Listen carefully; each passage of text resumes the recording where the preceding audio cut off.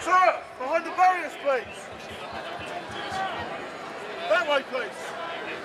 Behind the barriers. That way, please. Go.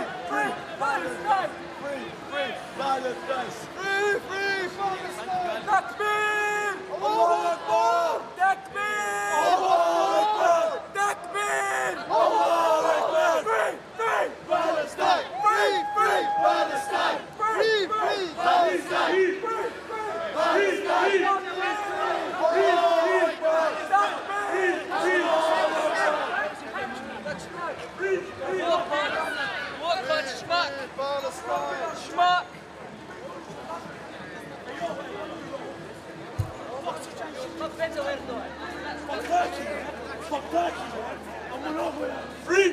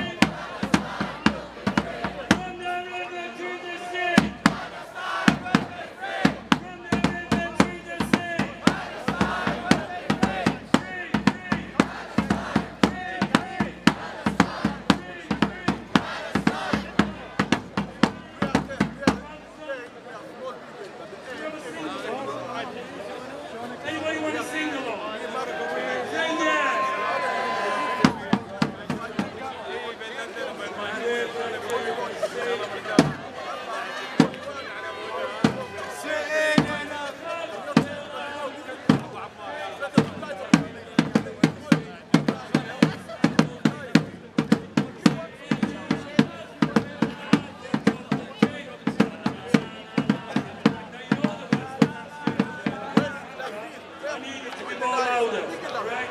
Can we increase the volume on the mic? Can you hear me? Al-Quds, London, 2019. Make some noise! Free, free! Free, free! Free, free! Free, free! 1, 2, 3, 4.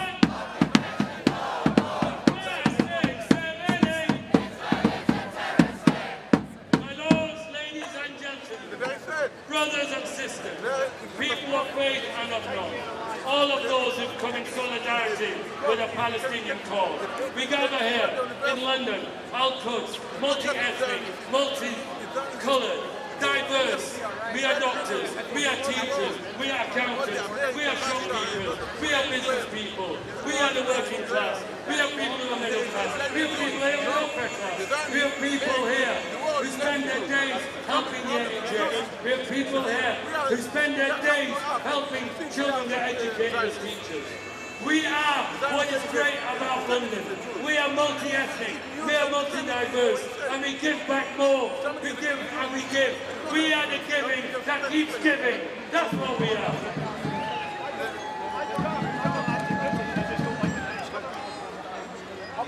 Brothers and sisters, I know you've been on a warm day and many of you fasting.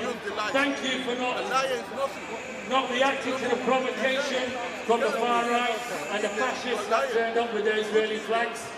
We all know that that is an alliance that they are proud of. We all know about Trump, don't we? Eh? Do you know about Trump? Let's change the atmosphere a bit. Let's just chill a bit. Let's just chill. Deep breaths. Give yourself a round of applause first. Go on.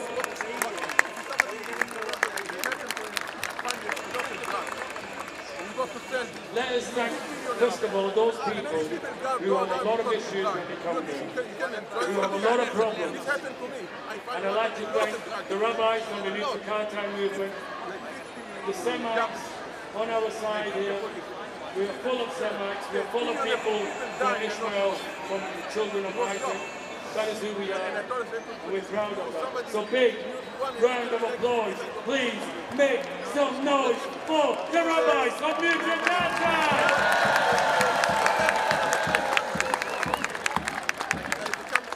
Can we also stand and make some noise and respect the trouble that the ulama go through in getting here from all different parts of England, coming here from all different parts, all the way from Scotland, from Wales, and they come here. Come here, please make some noise and a round of applause for the ulama that are here.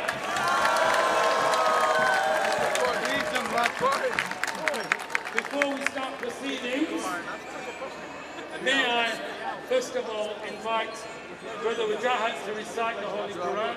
As you know, we start all our talks with a rendition from the Holy Quran, the Holy Book for the Muslims. So can I invite Brother Wajahat to recite? I will request that you remain silent. Let the rabble behind us make their noise. The fascists are here behind us. The Zionists are here. The Trump supporters are here. The far right supporters are here. And that's all they're good at doing, making noise.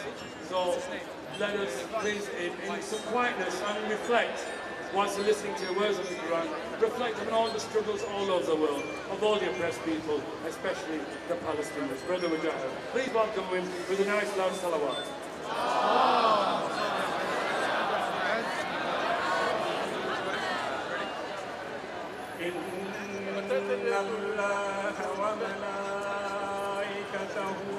يصلون على النبي يا أيها الذين آمنوا صلوا عليه وسلموا تسليما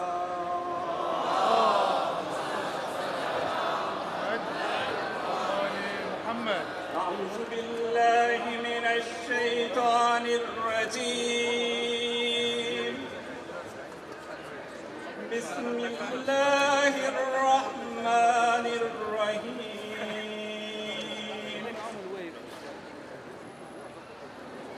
يا أيها الذين آمنوا يرتد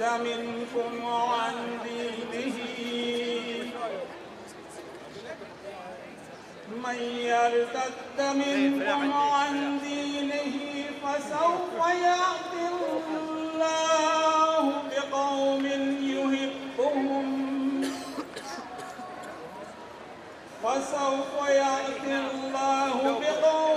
يحبهم ويحبونه وذلة على المؤمنين عزة على الكافرين يجاهدون في سبيل الله ولا يخافون لومة لائم ذلك فضل الله يؤتيه من يشاء والله واسع عليم إنما وليكم الله ورسوله والذين آمنوا الذين يقيمون الصلاة ويؤتون الزكاة وهم راكعون ومن يتول الله ورسوله والذين آمنوا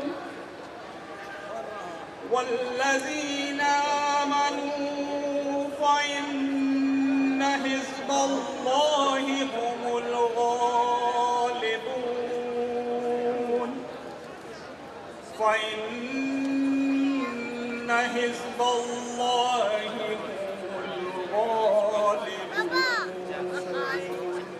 صدق الله العلي العظيم. صلوات.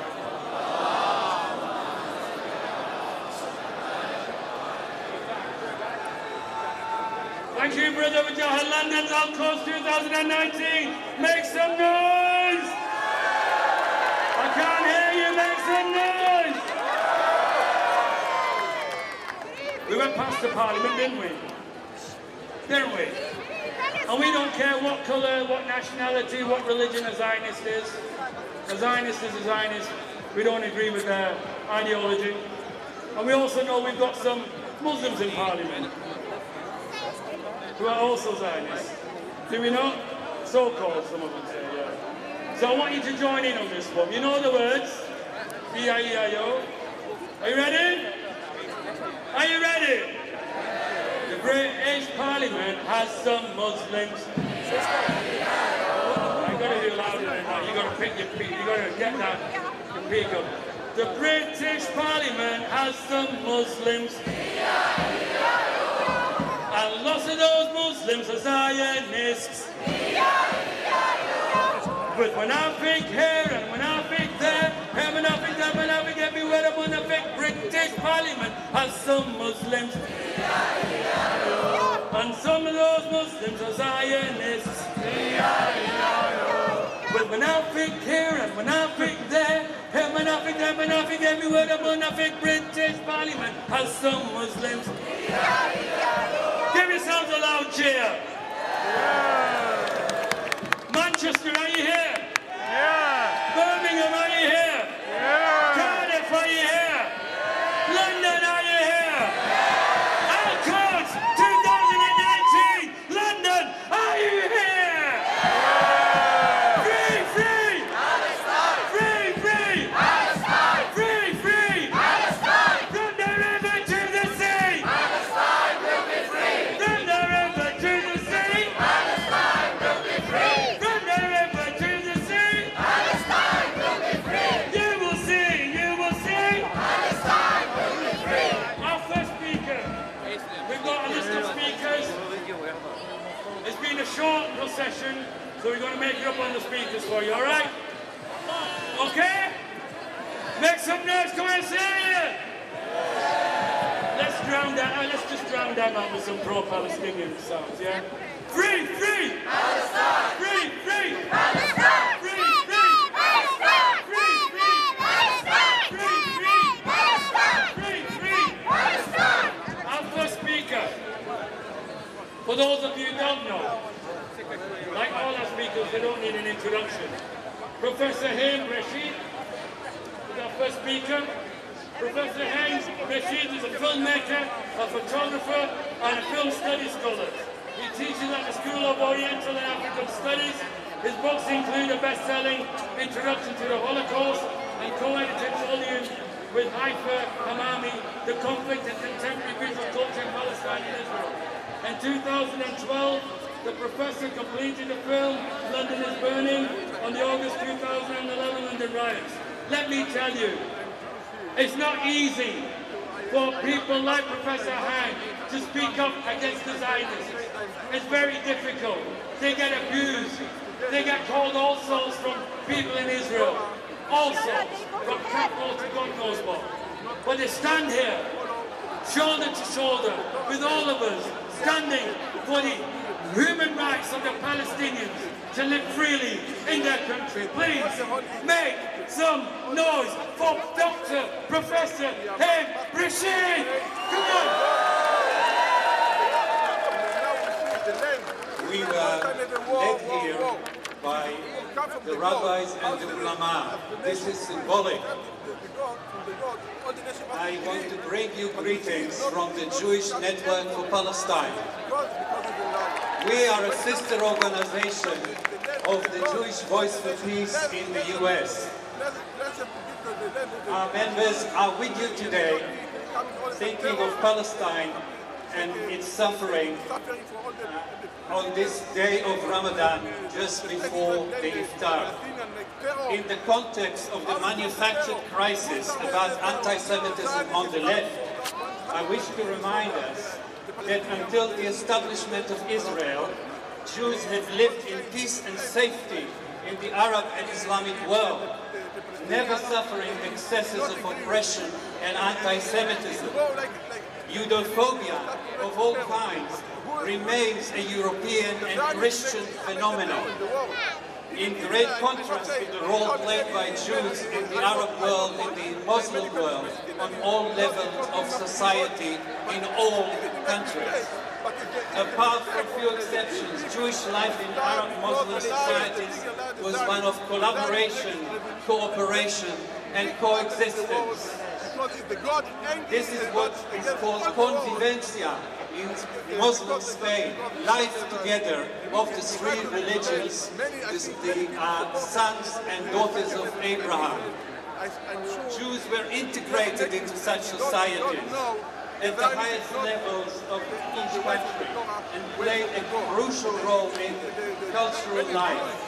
In Spain, Jews and Muslims worked together on the translation of classical Greek texts. Without those translations from the Arabic back into Latin, Europe would not have what they consider the most important cultural material of Europe.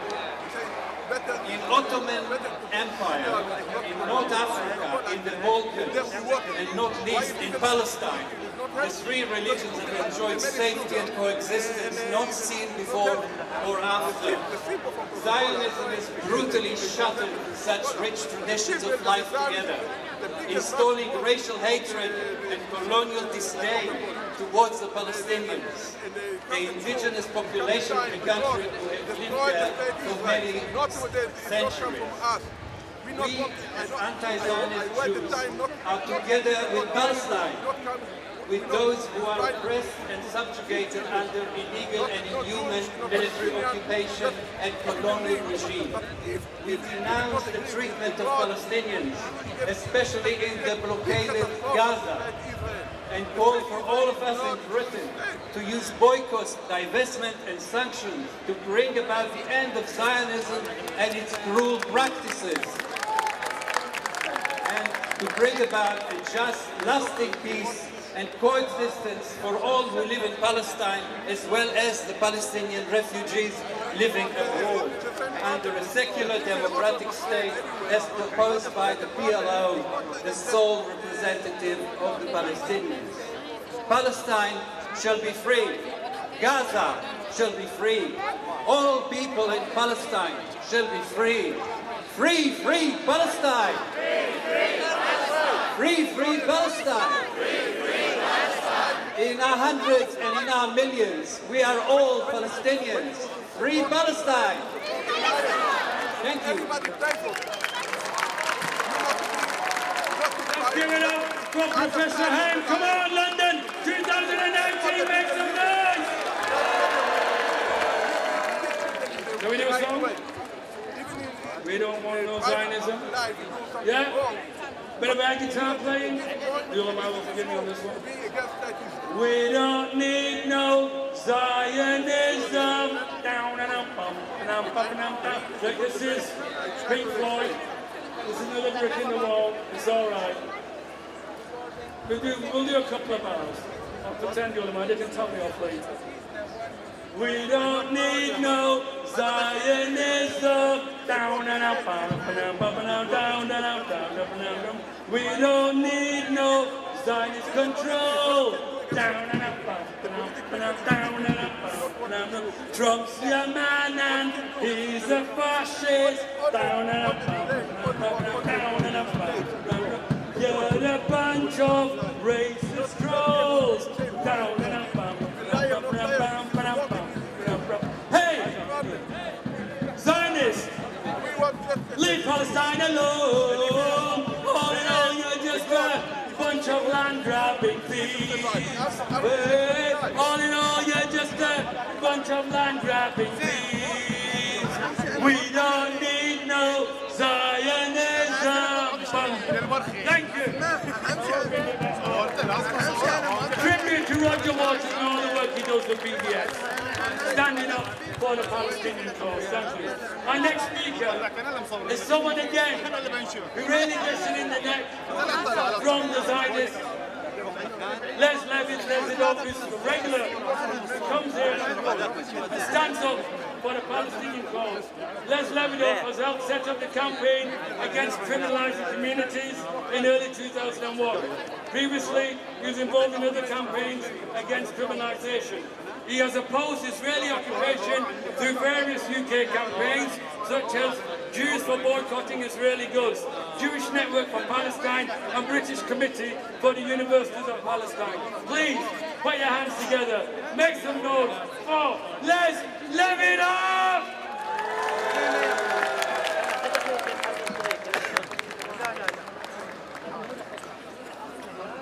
We are here today to demand that Israel abandon its colonization of Palestine and that Western governments and companies stop supporting the colonization project. Protests often demand end the occupation, referring to the 1967 seizure of the West Bank and Gaza, declared illegal by UN resolutions. But that seizure only extended the original colonization project, which established the State of Israel in 1948, and which recognizes no permanent boundaries. Over the last couple decades, further colonization has turned the two-state solution into a fantasy, but it remains a necessary fantasy for Western governments to collude with further colonization through its political support, arms sales, technology development, security cooperation with Israel, and so-called anti-terror powers. These powers have been used to label liberation movements as terrorists and to sanitize state terrorism as counterterrorism. This is a broader pattern worldwide played by Western governments, especially the UK, in supporting terrorist states, supporting Saudi Arabia's terrorism against Yemen, supporting Turkey's terrorism against its Kurdish population, supporting India's terrorism against Kashmir and its Muslim population, and so on. The European Union likes to portray itself as humanitarian, but it funds the Israeli military-industrial project through its research and development programs, as well as by subsidizing the occupation. It simply rebuilds facilities that are destroyed by Israel. Israel's most important supporter, the US government, has intensified its support for Israeli colonization under the Trump regime. In particular, it has unilaterally recognized Israel's illegal annexation of East Jerusalem. It's moved its embassy to Jerusalem.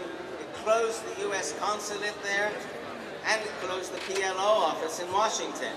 It also recognized Israel's annexation of the Syrian Golan Heights.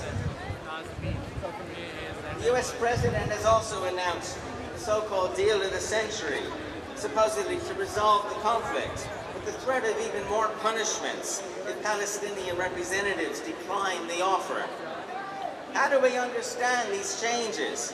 According to some critics, the Trump regime has ruptured the international consensus and that the U.S. government is no longer an honest broker. But was it ever? As we know, it really means that the mask has dropped. The mask has dropped from the imperialist agenda that always characterized U.S. administrations. This more blatant reality has caused some discomfort for collaborationist Arab regimes and for Palestinian representatives who preferred the deceptive mask of imperialism. Now, the PNA, Palestine National Authority, which has helped Israel to police the Palestinians since 1993, now it faces unstable and uncertain rewards for its collaboration. These dangers are very great for the Palestinians. We must mobilize our supporters to counter the threats, especially through the campaign of boycott, divestment, and sanctions, BDS. Everybody knows don't buy Israeli dates. And that's symbolically important, but that's just an individual boycott. The most important BDS actions are targeting institutions, targeting the investments by pension funds, investments by British banks. Here I want to encourage everyone to join in the campaign against HSBC, which has been arming Israel through its investments in several arms companies and its investments in Caterpillar, whose bulldozers have been used systematically to destroy Palestinian homes. HSBC, conveniently for us, has branches all over the country. It should be easy to get together with your friends and start picketing, protesting, even occupying at your local branch of HSBC. And you can join the national campaign by doing so. And in these ways, we say, stop British complicity with Zionist colonization. Free Palestine. Free, free! Free, free! From the river to the sea, Palestine will be free. We'll be sitting in a fill out a cup of, what can be more British than that, and a cup of tea in occupied Palestine. In fact, when we have a cup of tea in Palestine, it no longer will be occupied. It will be free for Muslims, Christians, Jews, and people who are not free. Free, free! Free, free! Ladies and gentlemen, brothers and sisters, our next speaker needs no introduction, but I'm going to give him one anyway. All the way from Scotland! Anyone else from Scotland here?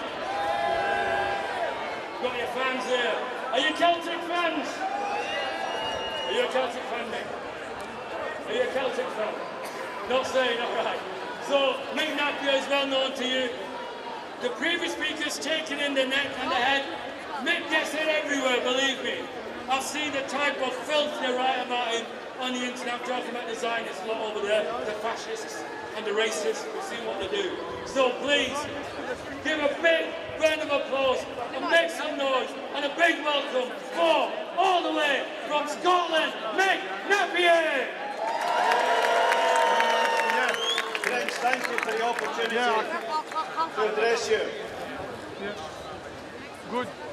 There's a Scottish comedian called Frankie Boyle, and he tells a joke about an old TV series called Colombo.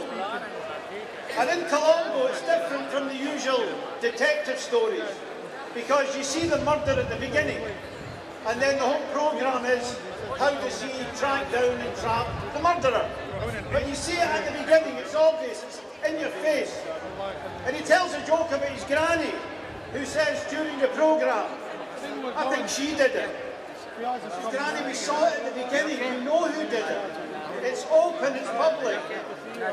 There's a guy just been suspended from the Labour Party for saying the Israeli embassy is behind the whole wave of false, phony, fake, malicious, anti-Semitism allegations.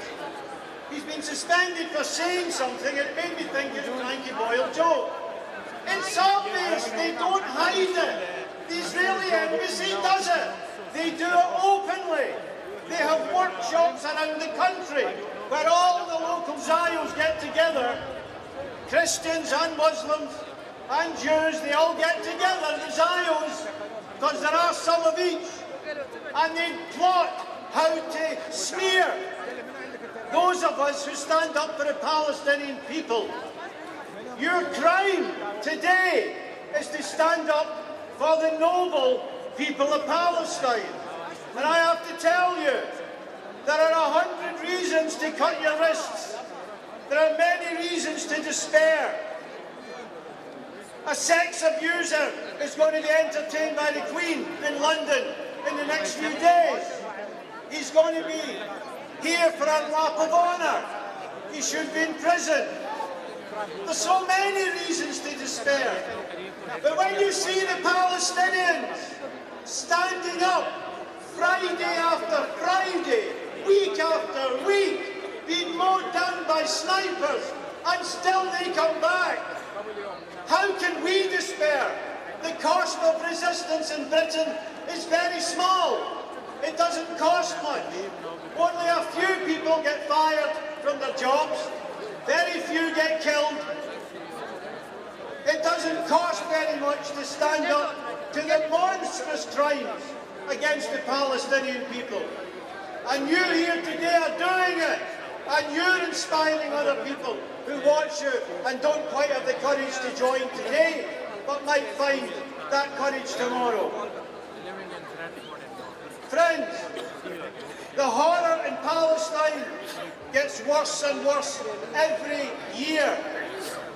And now it's open murder. The United Nations Human Rights Council a few weeks ago reported, I quote, Israel is killing children knowing that they are children. It's killing reporters. It's killing disabled Palestinians knowing that they are disabled.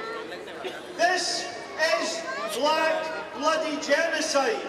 And our government has condemned the UN Council for making that report. The Foreign Minister of Britain attacked the UN Council. Amnesty International backed it. The British government attacked the Council and said it was unbalanced. Friends, how can you be balanced between snipers for a year, murdering people in front of them, and the people are being murdered? How can you be balanced? That's a pathological condition. It's wrong not to support the Palestinians. It's unhealthy.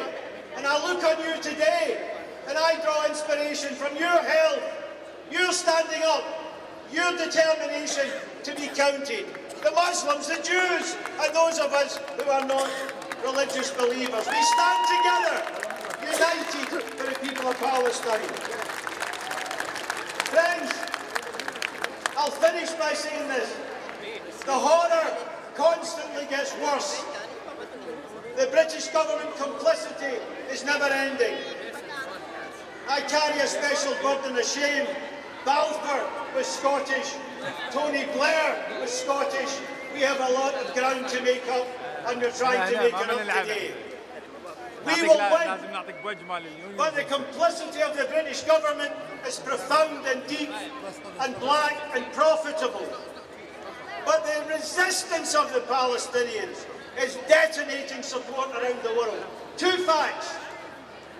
A Gallup poll in America 2 months ago said the great majority of young people in America support Palestine and are not drawn towards support for Israel.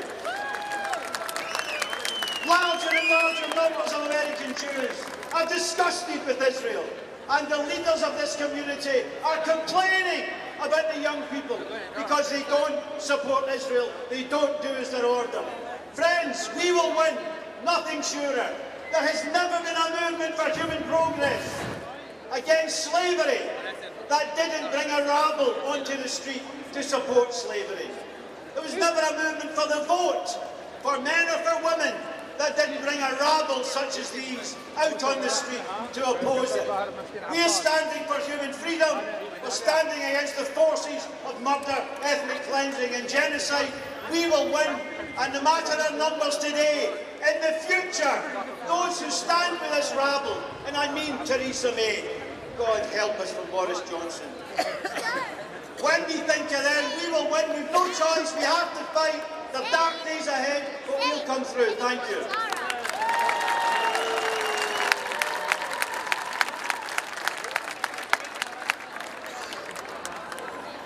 Please, let's give it up for Big Napier. Come on, make some noise. The fast don't open till 9:26 today, so everyone can chill. Our next speaker is actually a poet, Hafiz Ibrahim. We're going to have a poem about a very special boy. Before I invite Sister Sakina, she'll give me when I bring up the poem first. Faris Ode. Faris Ode's name shall be etched on every one of our hearts. He is the young boy, just a boy, who went out to throw stones against the tank. We've seen his picture around. I think he has some t-shirts made with him on it. His name shall be etched. His name shall be taught to every child, to all our children. When children write about who their heroes are in school, they should go and write about Faris Ode. I'd like to invite Sister Ibrahim to come and recite the poem, which will be in the beautiful, eloquent language of Arabic, the language of Faris Ode, please, with a nice, let's make some, let's give it up. The members of Faris Ode. Free, free! Palestine! Free, free! Palestine! Free, free! Palestine! Sister Ibrahim! Hello. I'm so honored to be with you today reciting a poem that I wrote years ago. However, whenever I say the resistance in the children's eyes in Palestine, this poem repeats itself. It represents, Faris Ode represents all the children in occupied Palestine who is the resistance still in their eyes, in their hands, and they still die standing.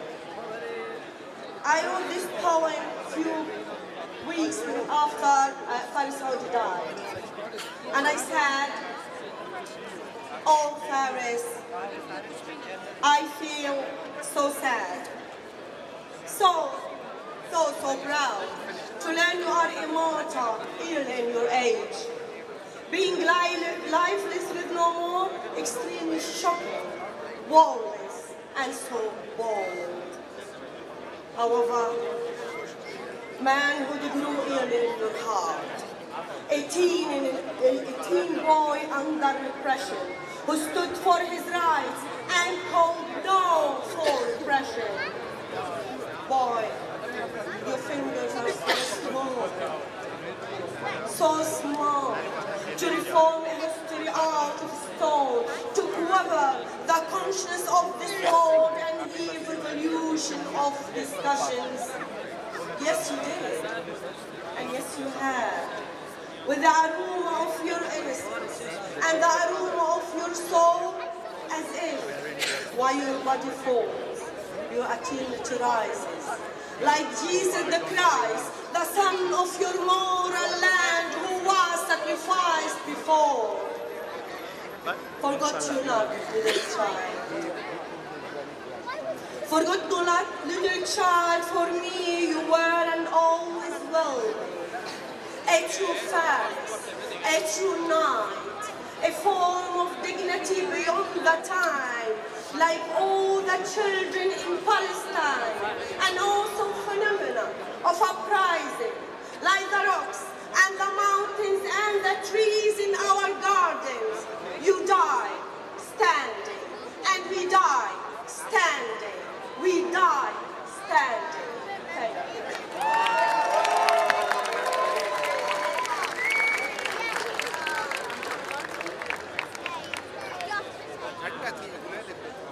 My apologies to Hafiz, for those of you confused, that was English. It wasn't Arabic, so my apologies. Could I now invite from another organisation that spends a lot of time, a lot of effort, standing up for the oppressed all around the world. You see a lot of these, we call them guerrilla things, projected onto buildings all around the world. It's accepted in Nigeria, whether it's for the Palestinians or whether it's for the Bahrainis. And that's a lot of that work is done by inmates. We've got a few more after this. Weather's fine, chill out, your coaches aren't going back yet. We've got about 3 more speakers after this, 4 more, and then we'll wrap up. But please, can you make some noise for Sister Sakina from Inmates? Come on! God, you better than that. Free, free! Free, free! Free, free! Free, free! Sister Sakina, round of applause, please.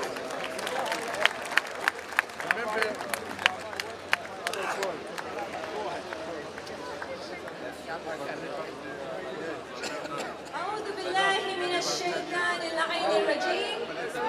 بسم الله الرحمن الرحيم. رب اشرح لي صدري ويسر لي أمري واحلل عقدة من لساني يفقهوا قولي. My brothers and sisters in humanity, Assalamu alaikum wa rahmatullahi wa barakatuh. And with your loudest voice, free, free Palestine! Free, free Palestine!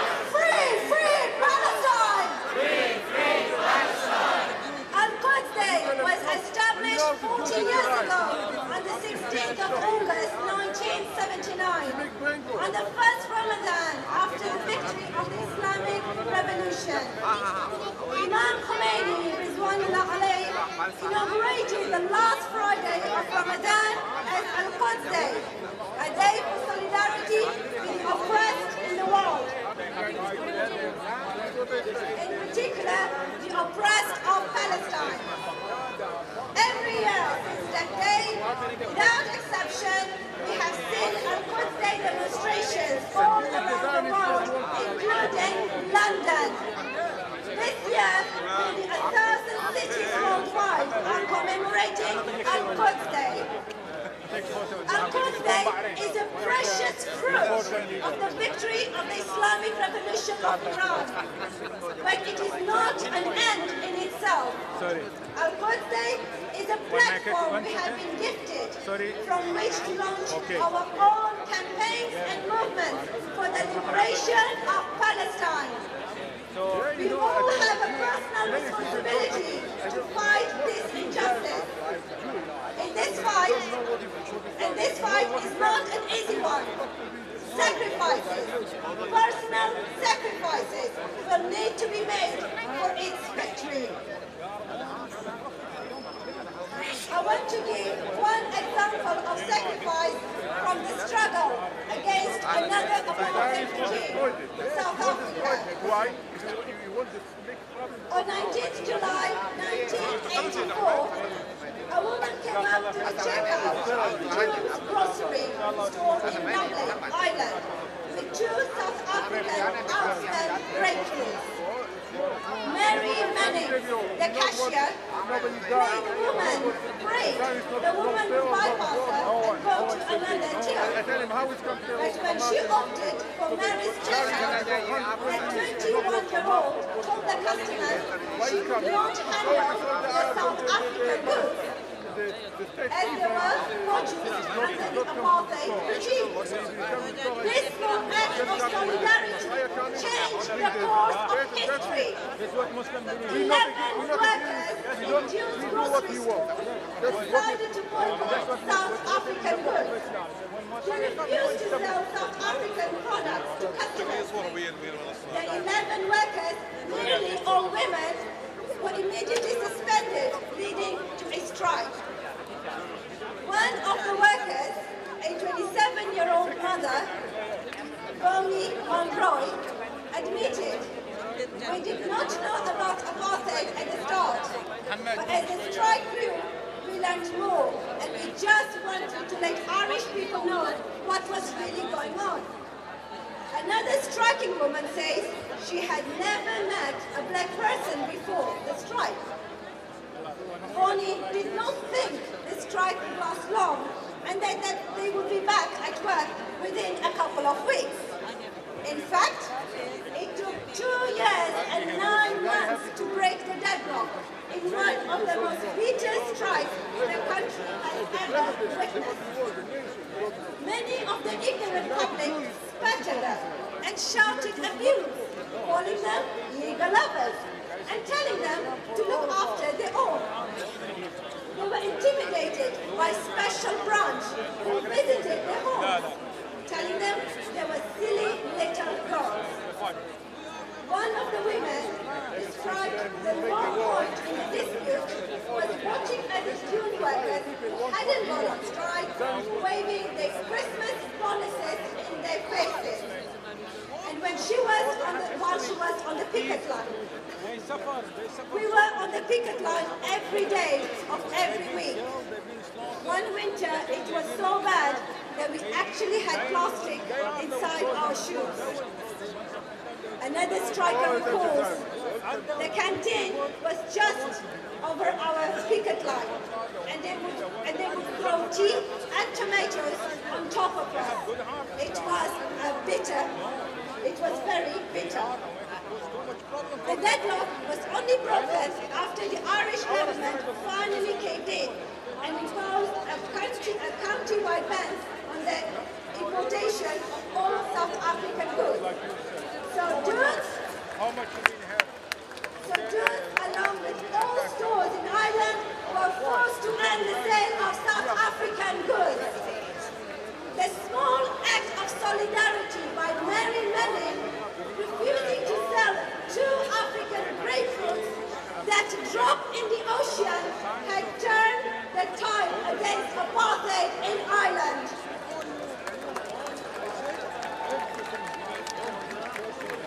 Nelson Mandela said, "The strikers provided me with great hope during my years of imprisonment, and inspiration to millions of South Africans. And today, there is a street in Johannesburg named after Mary Manning." It was a huge victory for the struggle against apartheid, but it wasn't without sacrifice and cost. Bonnie lost her home because she could not afford the mortgage repayment on just £21 strike pay a week. While she admitted it was a huge price to pay, especially since I had a 3-year-old daughter to support. She was uncompromising in her stand for the oppressed. She said, "Even though I was forced to take a 1-bedroom flat, we were still better off than the terrible conditions that the blacks were living in South Africa, just because of the color of their skin." Even after the strike ended, their personal sacrifice continued. One of the strikers, Karen Garron, recalls, "I was blacklisted. I couldn't get a job anywhere because I was considered a troublemaker. She was forced to move to another town to look for work." Coming back to the Palestinian struggle, just a few weeks ago, on 10th of May 2019, these same striking women from 35 years ago again took a stand for the oppressed. They stand for the Palestinians. They wrote an open letter calling for the Irish entry to the Eurovision Song Contest, which was being hosted in Tel Aviv to boycott apartheid Israel. They wrote, "We believe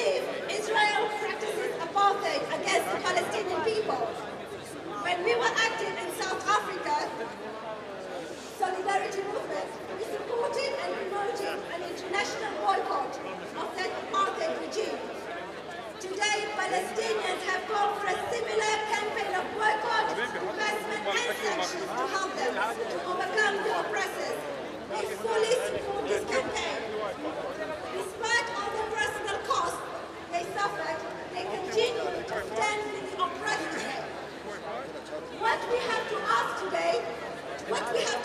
ourselves is, where are the very many Bonnie Monroe and Karen heroes amongst us willing to make the personal sacrifice needed for this just cause? This is what our good day is about, to raise our spirit and strengthen our resolve so that we can enter the battlefield for the oppressed. This is what Imam Khomeini meant when he described Al-Quds Day as the day for the oppressed to confront the arrogant powers. Coming to the protest today is just a start, not the end of our solidarity. Thank you very much. Free, free Palestine!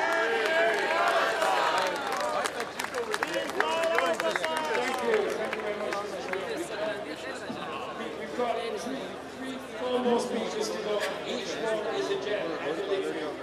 So they're all really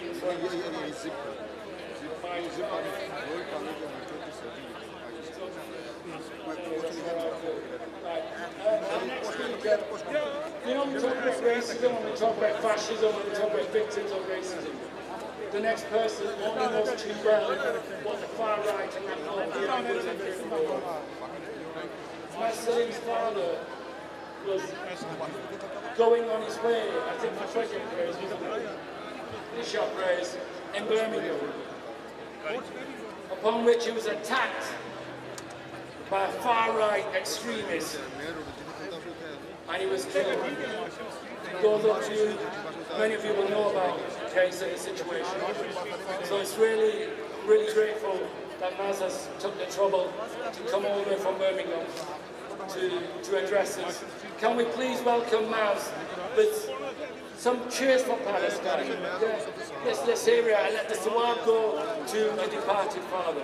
Free, free! Palestine! Free, free! Palestine! Louder, come on, let's get those lungs going! Free, free! Palestine! Free, free! Palestine! From the river to the sea! Palestine will be free! From the river to the sea! Palestine will be free! Free, free! Palestine! Free, free! Palestine! Please, Al-Quds, London, 2019, make some noise for Maz Salim!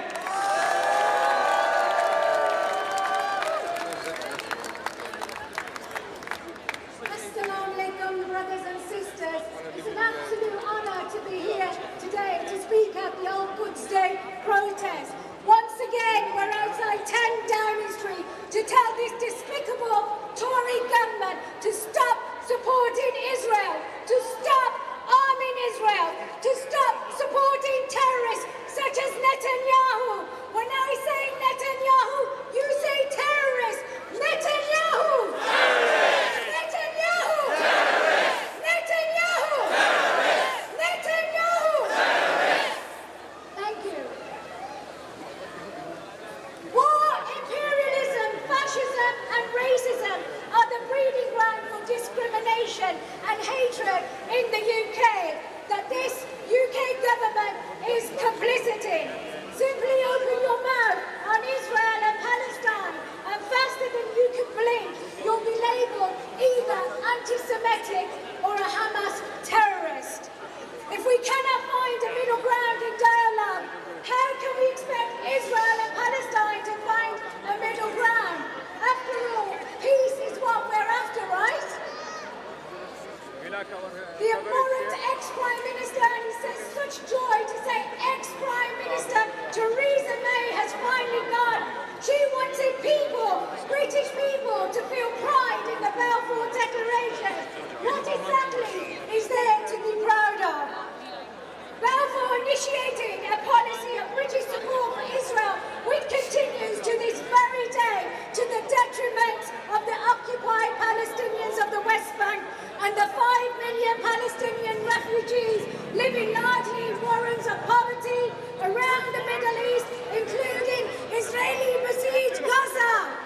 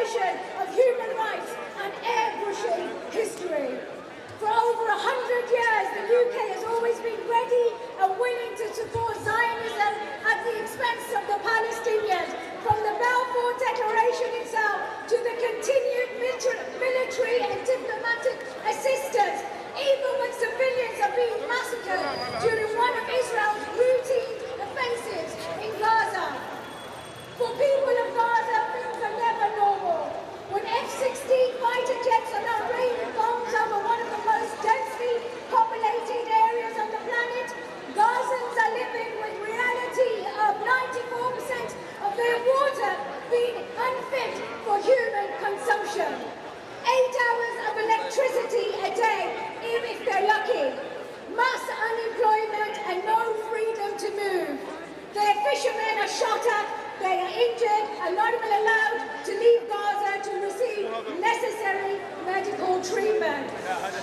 The airstrikes carried out by Israel recently in May killed 25 Palestinians in under 48 hours, including a 14-month-old baby and her pregnant mother.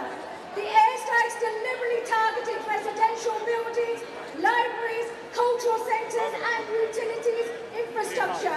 The idea that Israel tried to say that they weren't focusing on civilians and they were trying to avoid civilians is a categorical lie. In fact, the Israeli government admitted that Hamas and Islamic Jihad were willing to agree to a ceasefire on that Sunday morning, but the Israeli government continued its assault on over 200 sites in Gaza, which killed several people, including another pregnant sister, because they wanted to send a message. Yet the mainstream media reports worldwide painted a very, very biased picture between the violence carried out by Israel. World leaders lined up to condemn Hamas and give their solidarity to Israel, including the British Foreign Secretary. Trump tweeted his support for his lover, Netanyahu. And it's going to get a lot worse with Trump's deal of the century and Netanyahu's plan to annex settlements and possibly envelop Area C in the West Bank, whichever comes first. For Palestinians, the message from Israel and the world is that they must sit back and accept that they don't have a right to freedom, justice, equality, or even the right to exist. Those that want to show their solidarity in Palestine, home and abroad, are falsely accused of being anti-Semitic, and now supporting BDS has become illegal around the world and is seen anti-Semitic. Now, the attacks that Britain, the attacks on Palestine supporters that call Israel an apartheid state, which it is, and a racist endeavour, which it is deemed to be anti-Semitic too. The only way that we can counter these attacks and send our solidarity to our brothers and sisters in Palestine is that we oppose the British government's uncritical support for Israel and its complicity in its crime. We have to stand up and make our voices heard. We have to organise in our communities, in our workplaces, in our universities and our schools, and win the argument that Palestine is at the forefront of all our discussion. More than ever today, as the Palestinian face the full brutal wrath of Netanyahu and Trump. Please join me on Tuesday when Donald Trump arrives here for his despicable UK state visit after running the Muslim Resist Club. It's for men and women. Join us on Tuesday and please show your solidarity to our Palestinian brothers and sisters. Brick by brick, wall by wall, Israel's apartheid wall, move forward. Thank you very much. Let's hear it from Marceline. Thank you, Maz. Trump is a fascist. Trump is a fascist. La la la la. Fascist. La la la. There you guys. Trump is a fascist. Trump is a fascist. La la la la. Hey, Trump is a fascist. Trump is a fascist. La la la la. Hey, la la. Last year, this next speaker not only lit a fire in those people's hearts. His video went global. It went viral. He told the Zionists to their face what we think about them. No fear in his eyes. Neither did his voice tremble. He stood firm and he backed up every single word he said. Year in and year out, he's done the same.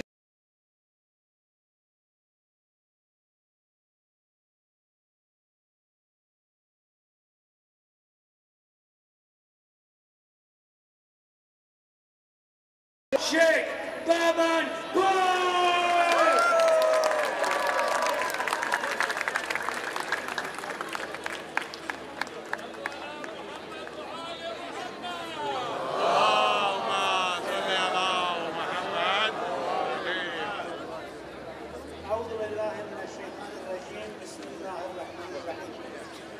take long of your time. I just have a few bullet points here that I want to point out. As you know, President Trump has proposed a deal of century to resolve the conflict in Palestine, brokered by his son-in-law, Jared Kushner. I think that's a very good move. We have to welcome a deal. It's a long deal that we need to resolve the conflict. However, we accept the deal, and Palestinians will accept the deal. But the point is that you cannot set the terms of the deal because you are in retreat, and the resistance is in advance. And the one who is in retreat cannot set the term of a deal, which is going to be the deal of century. I tell you, you are in retreat because you were inflicted a heavy defeat in 33 days war in Lebanon by the hands of Hezbollah fighters. You are in retreat because you were defeated by resistance in your recent attack on Gaza. You are in retreat because your Iron Dome proved to be useless, could not stop the missiles coming from Gaza. You are in retreat because the resistance is in its strongest power now, and you are in your weakest. And when I say you, I mean America and Israel together, and all their supporters. You are in retreat because you are begging Iran for negotiation. You are in retreat because the conscientious people of the world do not believe your fallacies anymore. You are in retreat because you have lost the ethical ground for your existence. And therefore, it is the resistance who sets the terms of the deal of the century. And I tell you, this deal is going to happen, and it's going to happen soon, in the first half of the century, not towards the end of the century. Now, I mentioned the terms of the deal put forward by the resistance. If you agree with these terms, please support it with shouting, "Free, free Palestine." One, the first term of the deal, America must leave the Middle East. She does not belong there, and during its history in the region has only caused bloodshed, carnage, and strife. Free, free Palestine! Free Palestine! Free, free Palestine! Free, free Palestine! Two, the West must stop its destabilizing activities in the region. I tell you, this is not your region, this is our region. We can solve our problem ourselves. And if you have interest there, you have to seek it somewhere else by other means, because now the resistance is not letting you to take the benefit from the poor people of the region, which of course their money is taken away by those governments which are so-called your allies. So I mentioned the second term. If you agree with it, say Free Palestine. The West must stop its destabilizing activities in the region. Free, free Palestine! Free, free Palestine! Free, free Palestine! Three, the Zionists must leave Palestine, so that the Jews, Christians, and Muslims can live peacefully in that blessed land again like before. Free, free Palestine! Free, free Palestine! Free, free Palestine! Four, the fake political entity called Israel must be dismantled. Free, free Palestine! Free, free Palestine! Free, free Palestine. Palestinians must have the right to return to a land that belonged to them. Free, free Palestine. Free, free Palestine. Free, free Palestine. Free, free Palestine. This is the deal of the century. And I tell you, this deal is going to happen. It's going to happen in the first half of the 21st century. And inshallah, all of us will see that day. And the scope is quite clear for what we are hoping, inshallah. Long live Palestine! Long live Palestine! Long live Palestine! Long live Palestine! Palestine!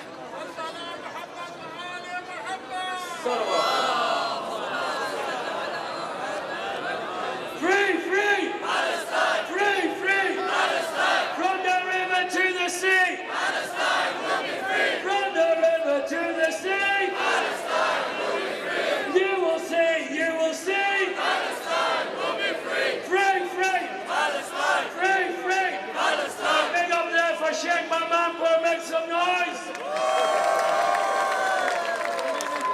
Our next speaker is the editor-in-chief of an online digital newspaper called 5 Pillars. The beauty of 5 Pillars, it tries to unite all Muslims. The things in it you might not like, things in it you like, but that's the beauty of it. It challenges and it talks about all the issues a lot of people don't want to. So please, with a nice big cheer, can we welcome Roshan Mohammed Salah to come and give his talk. Free, free! Palestine! Palestine! It's time to change the narrative on Palestine. To go on the offensive against Israel and the supporters of Israel. It's time that we made it toxic to support Israel just as they try to make it toxic for us to support Palestine. Israel is a terrorist state, created by ethnic cleansing, created by theft of land, and sustained through war, occupation and oppression. That's what these guys are supporting. Oh, how proud of themselves they must be. And one day history will condemn them just as it has condemned the supporters of racist apartheid South Africa. No to the two-state solution, which was killed by Israeli settlements, dead a long time ago, and would now only serve to cement Israeli hegemony over stolen Palestinian land. The vast majority of Palestinians, religious and secular, believe it's dead. So why does pro-Palestine Jeremy Corbyn insist on supporting the two-state solution when he knows very well that it means the destruction of Palestine itself? Instead, we have to talk about the liberation of Palestine.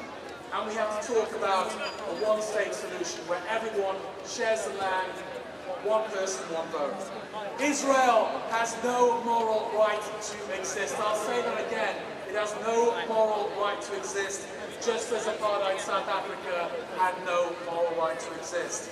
Saying Israel has no right to exist does not mean that we want to throw the Jews into the sea.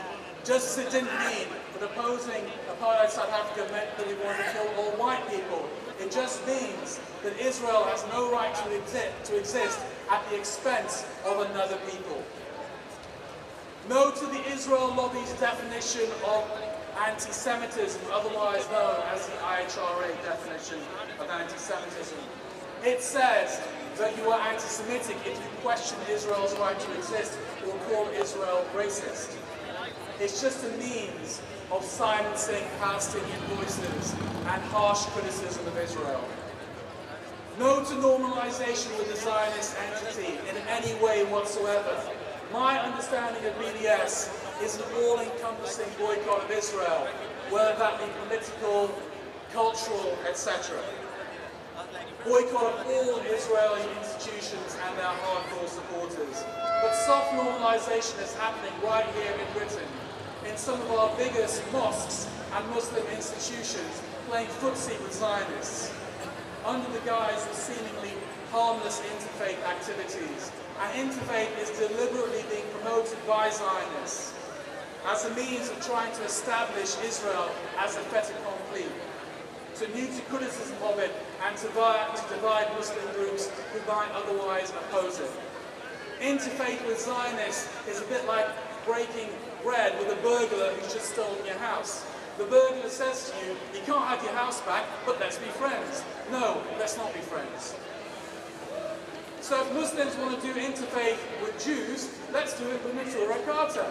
Let's do it with some of the Jews at this demonstration who share our struggle against the Zionist entity. It's their voice that needs amplifying, not Zionists. Yes to resistance. Let's not be shy about this. Palestinians, as an occupied people, have the right to resist by any means necessary. And the occupying power, Israel, has an obligation to withdraw. And the law says that resistance can be military, it can be political, cultural, academic, etc., etc. And those who are at the forefront of the resistance struggle need our support. And if you can't support them, be quiet about it. But don't demonize them and have the gall to say that you're pro-Palestine. But I fear our community leaders are selling the Palestinian cause down the river as we speak, to gain entrance in the establishment fold, to get round the top table in Downing Street, to get those knighthoods to appear in the mainstream media.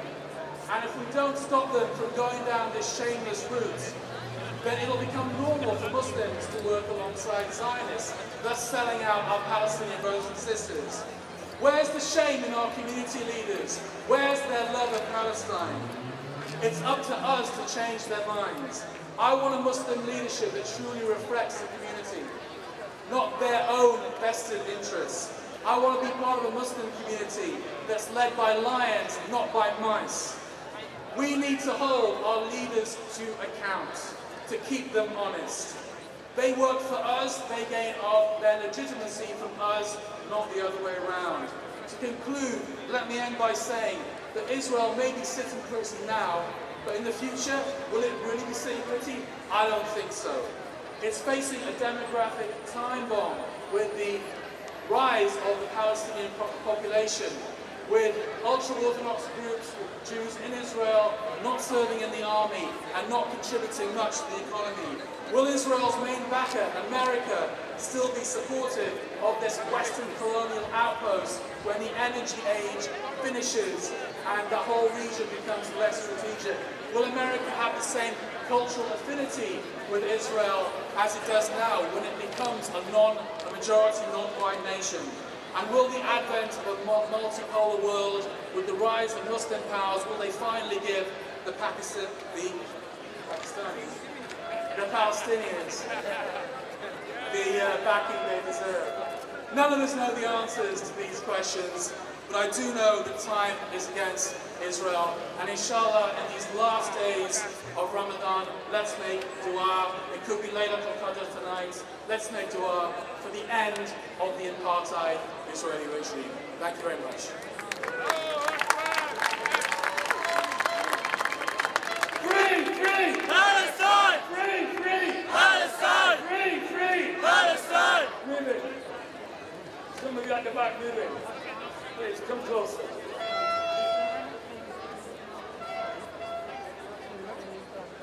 Brother Roshan, there were some very salient points about the current pitiful state of some of the Muslims and their organisations and mosques and this la-di-da-di-da interfaith rubbish that they keep coming out with. We don't believe in interfaith, but we believe in the right interfaith with a faith, not a political ideology. And that is why we have the rabbis from Tripartite.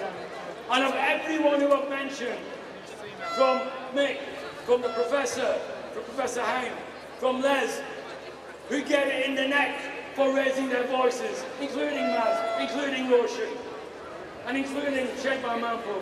Nobody gets it as bad as these guys who I'm going to introduce now. They get it really bad. I have seen them being physically punched, I have seen them being spat on, I have seen them being called capo and all sorts of vile, disgusting things on our demos that they come.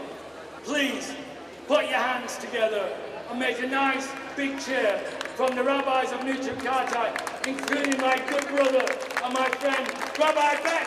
Please make some noise and the rabbis.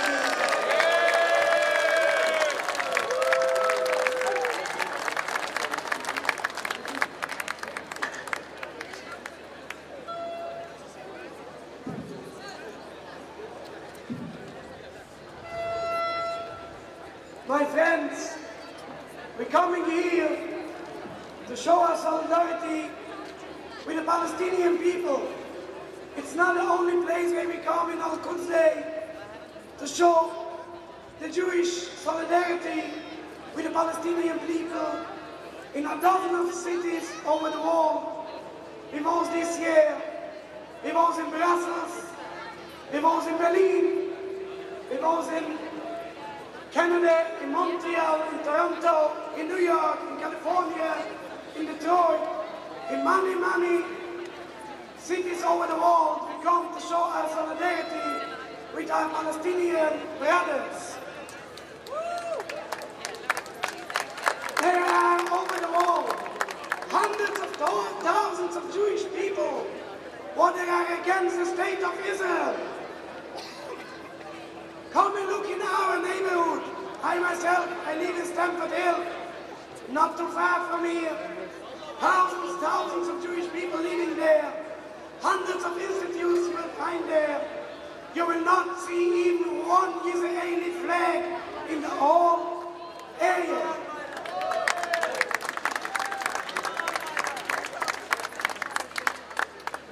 It's 71 years. 71 years of the state of Israel. 71 years of killing. 71 years of oppression. 71 years of robbing land and property. 71 years killing innocent men, women, children. It's very painful for all people, especially for us, the Jewish people, what everything has been done in our name, in the name of the Jews, in the name of the Torah, in the name of God.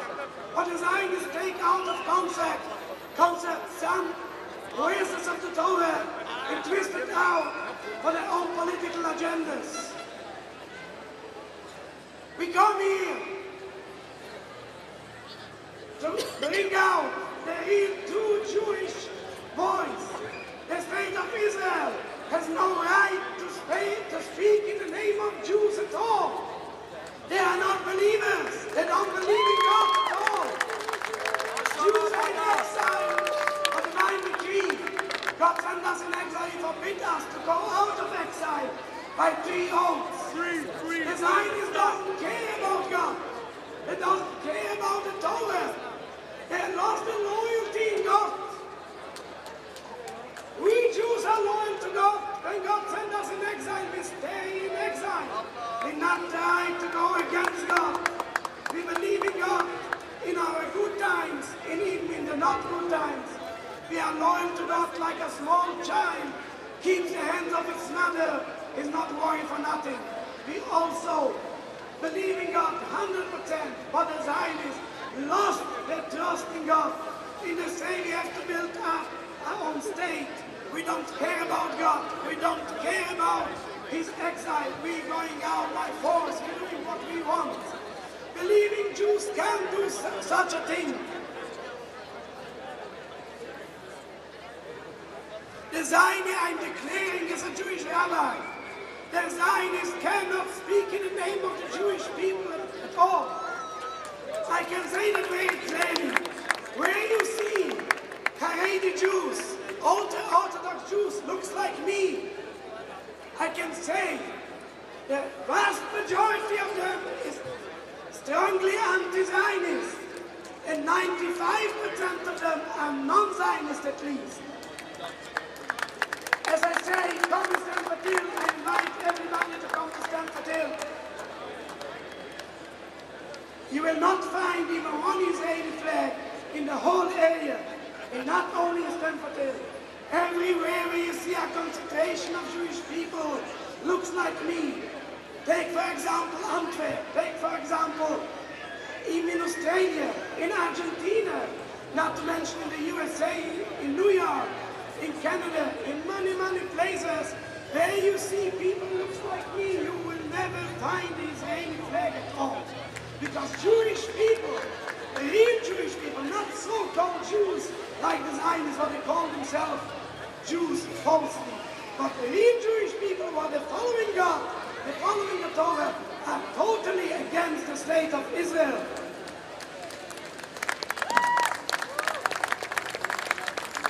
The Zionists claim they want to make a safe haven for the Jewish people. Now in today's day, just open your eyes, just look. Jewish people living in the whole world, very, very safe, they have no problem. Take for example, here in the UK, everywhere, even in the Muslim countries, Jews live very peacefully. Take for example, Iran, they have a large Jewish community of 30,000 people, and they have no problem. They have their synagogues, they have their institutes, they have their schools for the children, they have their own member of parliament, they have no problem there. But the state of Israel today is the most dangerous place for Jews, not to speak for Palestinians, for Jews. Take this example, I'm living in London here already, 32 years. I don't know how an English soldier looks like. I never saw them. But in Israel, a small child of 5 years saw already tanks, soldiers, guns in a daily life. This is a safe place. This is a safe place for Jewish people. This is the most, Israel is the most dangerous place for Jewish people. Israel is not the Jewish homeland. This is the most dangerous place for Jewish people. The Zionists, they have the false propaganda machine. They have the influence of the media. I can promise you, for example, this large demonstration, I can promise you, it will not be in any newspaper tomorrow. On my promise, it will not be in any newspaper. I myself was in Manhattan, a large demonstration against the Israeli embassy on the 2nd Street. For this, don't know, the 2nd Street is a big road of 7 lanes. And there was tens of thousands of Jewish people in the streets of Manhattan, people like me, to demonstrate against the state of Israel. Nothing, even one, the whole road was blocked. Even one word was mentioned in the media. Even the police, when they say the road is blocked, they say some roadblocks there. However, the Zionists try to say, to label all the Muslim people as anti-Semites. I declare here as a Jewish rabbi, anti-Zionism is not anti-Semitism at all. We are all Semites. We are all together, Jews, Muslims, against the evil state of Israel. Jews have a golden history in the Muslim countries. We live for centuries in all Muslim countries in peace. We have no problem at all. Even today, Jews live in Muslim countries, very good. And as I told, take for example Iran, Tunisia, Algeria, Morocco, Yemen, everywhere Jews live peacefully. They have no problem there at all. Only in the state of Israel we have problems day after day. Our boys are beaten because they want to take the women into the army. And we refuse to go to the army. We go rather to prison.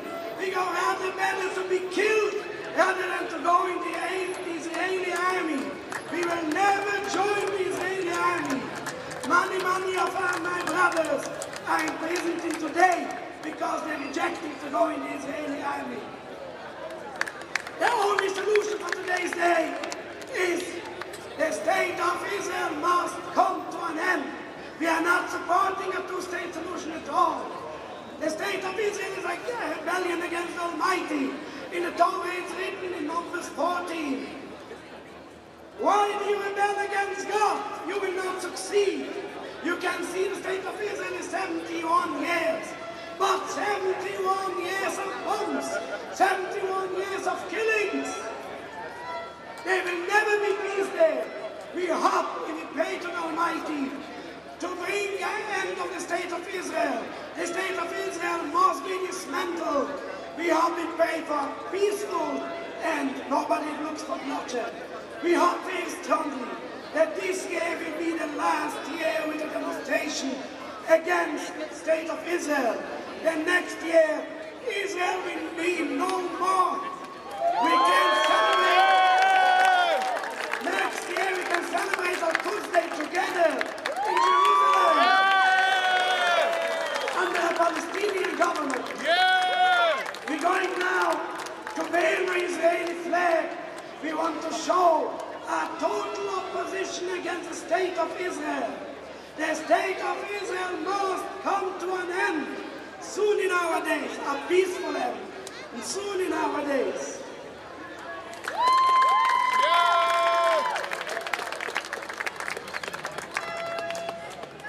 Judaism, yes. Zionism, no. The state of Israel must go. Judaism, yes. Zionism, no. The state of Israel must go. Judaism, yes. Zionism, no! The state of Israel must go!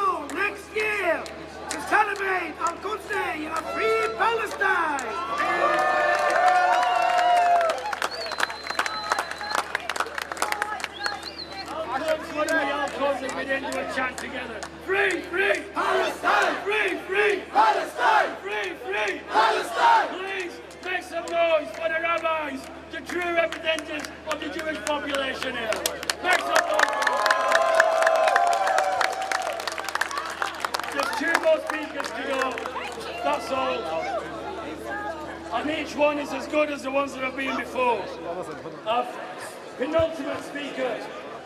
His name is He's a professor of computer science and mathematics at Imperial College of London and a political activist.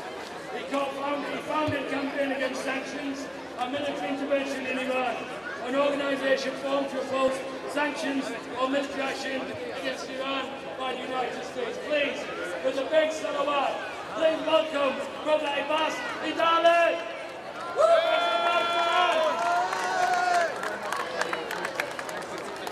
Brothers and sisters, friends, thank you very much for this invitation. I'm here on behalf of the campaign against sanctions and military intervention in Iran because there is obviously a very close connection between fighting, sanctions and military threats in Iran and the cause of Palestinian liberation and Palestinian freedom. In fact, I have a very simple question to you. Would there have been these economic sanctions by the United States against Iran, which has caused enormous hardship to the people of Iran, if it wasn't because of the strong support that the Iranian government has given to the Palestinian cause, to the resistance in the Middle East, and to Hezbollah in particular? Would there have been any problem by the West about Iran if it wasn't because of its strong support for the Palestinian cause? And the obvious answer is yes, that's the case. It is because 40 years ago, after 30 years of hubris and arrogance by Israel in the Middle East, a state was born, the Islamic Republic of Iran, which has become Israel's nemesis in the region. It has become Israel's nemesis. Whatever the West has done, starting with the imposed war by Saddam Hussein against Iran, and all the later conspiracies against Iran, the invasion of Afghanistan, the invasion of Iraq, they were all warm-ups for the final target, which was to target Iran. All these warm-ups helped Iran to get its allies to support the Palestinian cause in the Middle East. It created allies in Lebanon, in Syria, in Yemen, in Iraq, and in many other countries. The same alliance of supremacists, racists, military-industrial complex people, colonialists, neo-colonialists who support Israel are resolved and intent to put pressure on Iran, to isolate Iran, and they dream about regime change in Iran. They foolishly dream about regime change in Iran, only because Iran is the unique state in the region which is staunchly supporting the Palestinian cause. And now I would like to say that there is a precursor of the colonial project that Israel is in the history of Islam. If we go back to the pre-Mongol history of the region, there was a colonial project by the West. When the Crusaders invaded the region, before the Mongol onslaught on the region, the Muslim people were united. Despite theological differences between Shiites and Sunnis, they united and they finally defeated this colonial project of the West, the Crusaders. And what is the US and its ally afraid of is exactly the unity of the Muslims against Israel and against the US imperialism in the region.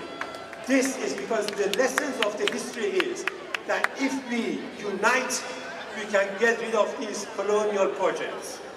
But unfortunately, what happened after the Mongol devastation of the region is that they left a legacy.